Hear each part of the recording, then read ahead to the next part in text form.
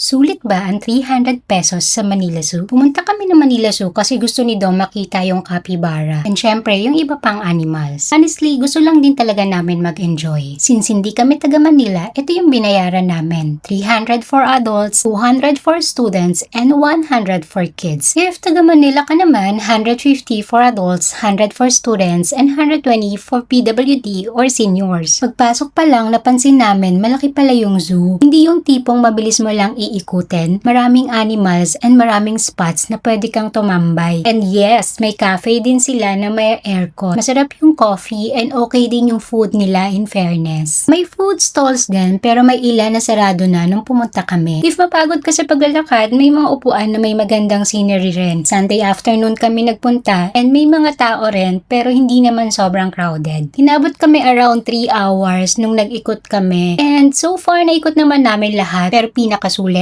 yung feeling na parang naging bata ka ulit kahit saglit. Ang saya namin, lalo na si Dom. Mukhang sobrang happy siya makita yung capybara. Honestly, for 300 pesos, sulit siya for the experience. Gusto mo ba makita si capybara or yung kambal mo? Charot! Check out my next video!